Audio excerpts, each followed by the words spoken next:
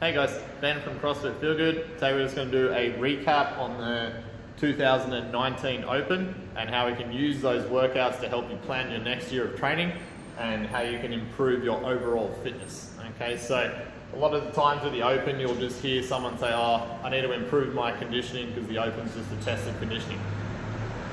That's probably the case for probably 5 to 10% of people that do the Open, okay?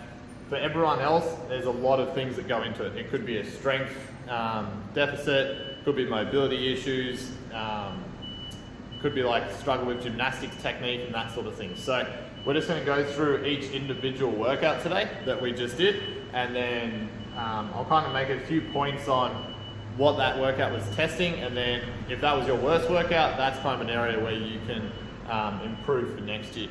Okay, so with the wall ball rowing workout, so 19.1, that was just for most people, it was just a test of conditioning because you had two simple movements, but then again, you had a few other things that went into that. So for example, on the rower, okay, if you were someone who you noticed that big number, so the calories per hour on your screen, and each round that was going down, that's probably something you want to look at for next year. So increasing that power and then also like the endurance with that power. So good ways you can do that is on the minute workouts with putting rowing in as one of the minutes of work. So you might have, for example, on the odd minute, you might do 20 cal row for guys, 15 for girls. And then on the even minute, you might do 20 wall balls. Okay, so then do that for 10 to 20 minutes. You can obviously build up as you get better at it. But what that will do is with the calories, okay, and then you have a set time. Okay, so it's not like the Open workout where you didn't have a set time to actually get the calories done. Whereas on the minute, you've got the minute ticking down, so you have to get that power output up in order to finish in the minute. So that's a great way of helping increase your power on your rowing. If it's a technique thing, we actually did a rowing video, so you can go back and check out our video on our YouTube page. And it also has some quick tips there on how to actually help improve your power output on the rower. 19.2, we had toes to bar, high reps, double unders, we had 50 reps there, and then we had cleans, which were heavy. And we also had a bit of high rep work in there for those first few rounds as well. So the first thing we had is high rep gymnastics. So with the toes to bar, there was sets of 25. So for a lot of people, I know in my gym, that's where a lot of people got stuck. Okay, having to do 50 toes to bar in 8 minutes with all the other stuff was a lot of work. So if you can do toes to bar, but it was just the overall volume that caught up to you, that's something you want to practice. So like I said, you'll probably hear me say on the minute workouts a lot. It's just great for when you're trying to work on specific aspects. So you can either do like big sets with shorter rest, okay, that'll help build the endurance in your toes to bar. It could be an efficiency thing, so just working on that technique as well. Then we had our double unders, so they're pretty simple. The double unders is like a skill and a technique, okay? The conditioning comes into it as you start getting better at them and you can actually do bigger sets. So with your double unders, especially in this workout, if you struggled after doing big sets of toes to bar, it's like you hear it a lot, you might want to actually practice your double unders at the end of workouts. So you might finish your workout for that day and you might go, okay, I'm going to do 50, 40, 30, 20, 10 unbroken double unders, and you just rest however long you need between. Okay, that can help your endurance when you're fatigued with your double unders as well. Okay, plus you've got a set rep range that you're trying to hit. So something like that can work pretty easy after class. With our cleans, okay, so this is kind of where I broke it up. If you're strong on your clean, but you don't have great endurance, you probably need to work on that leg endurance or actually barbell cycling type stuff to help the endurance for your cleans. If the weight was just too heavy, for example, like on the 60s for guys and the 85, might need to obviously increase the strength in the cleans, because obviously the higher your 1 rep max is, the less that 60 kilo one at the start is going to take out of you. Okay, so that's one thing with the cleans. It could just be a technique issue. You just might need to spend a little bit more time on your actual clean technique. Okay, 19.3, we had a little bit of a different workout than we normally see in the Open. So this one, a lot of it was actually mobility as well. So especially with that single arm, I know I struggled with my left arm the first time I did the workout, so had to kind of figure that out as well. So A little bit of a different one here. So the first one we had our leg endurance, but we also they made it single leg.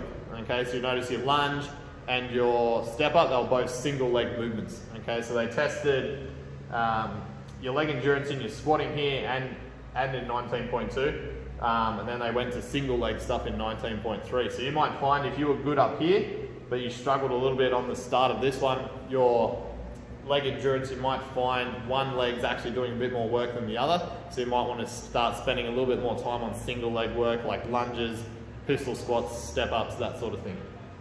The next one we had is just shoulder and tricep strength.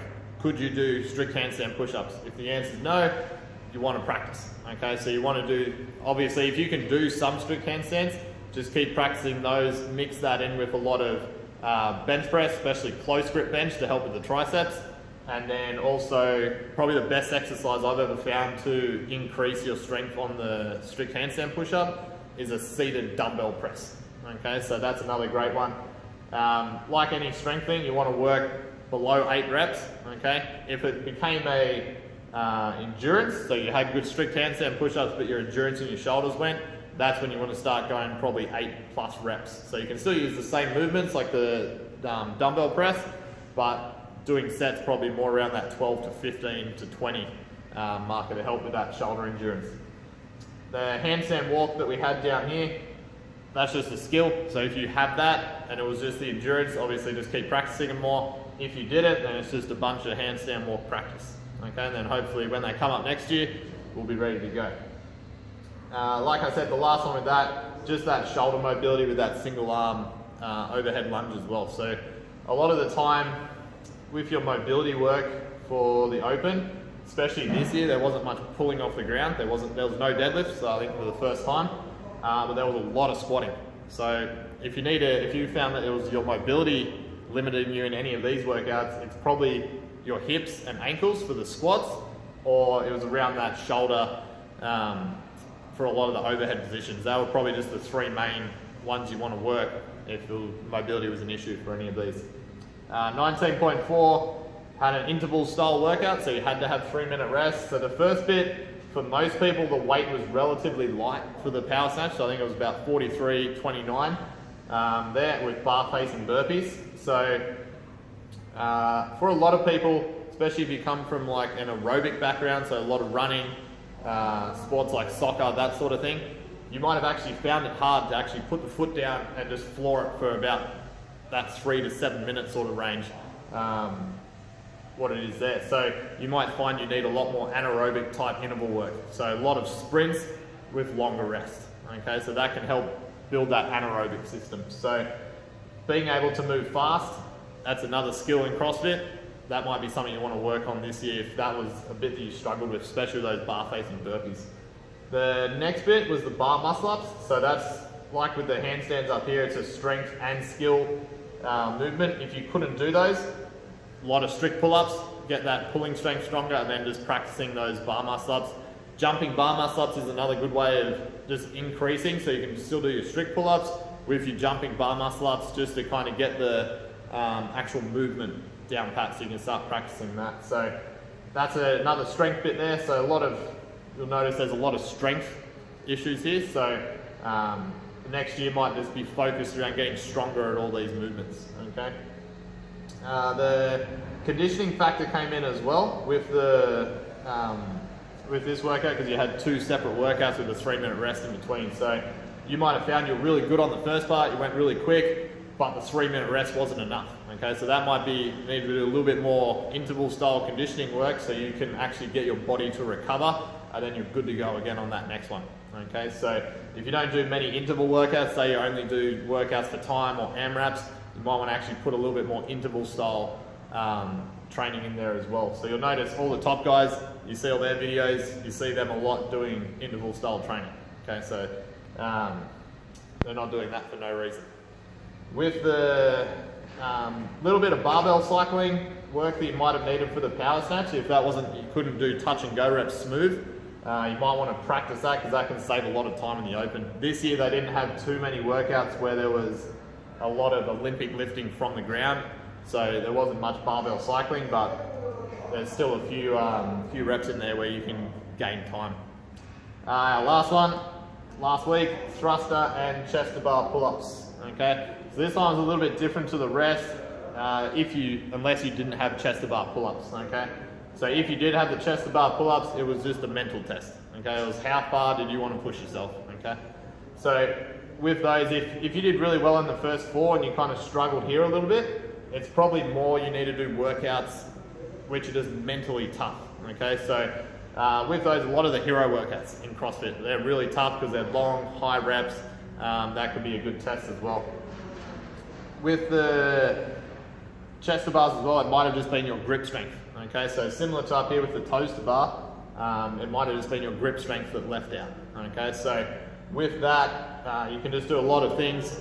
Good thing that we do sometimes at Feel Good is after the workout we'll do farmers carries. Okay, so when your grip's already fatigued, you got to do like a 200 or 400 meter farmers carry with a penalty if you drop it. Okay, that way you've got incentive to push through that pain barrier and actually improve that grip strength. Okay, so that's a good way of practicing, but then just doing high reps on the gymnastics, on the pull-ups, toes to bar, all that sort of thing will help as well. Okay, muscle endurance was a big one, especially because the first few sets we had, I think 33 reps and then 27. Okay, so that's a lot of high reps there. So a lot of muscle endurance there. And then with the chest to bars, like I was saying, could be a strength issue if you didn't have them. So just doing a lot more strict pull-ups to build that strength. Okay, especially through the lats. And then it's like a technique and like an endurance piece as well. So we actually did a video on the chest to bar just a few weeks ago, explaining how you can improve that chest to bar. So if you're good at normal pull-ups but you struggle with that chest to bar, actually getting that top range and actually hitting your chest, we had a few tips there that can help you there. But hopefully that helps. So that way you can actually go back and have a look at your open scores. You can see where you placed. Okay, so if you have, for example, placings where you're in the 100, then you go to like a 400, and then you're like 100, and then 50, you can kind of see where your strengths are and where your weaknesses are, okay, compared to everyone as a whole. That's normally a good way of looking at it, because you can see if you're pretty well rounded, you'll finish around the same area the whole way through the open. Okay, if you've got some holes in your fitness, you'll probably find you'll lower down the leaderboard on those. Okay, so even if you didn't sign up for the open and you're just kind of doing it in the gym, you can kind of see where you finish with everyone else in your gym. Okay, so hopefully that helps. They're just a few tips, but try and use the open as it's a really good test of fitness. Okay, so the more you can go back and look, you can set your training up for the next year. Okay, hope that helps. We'll see you next time.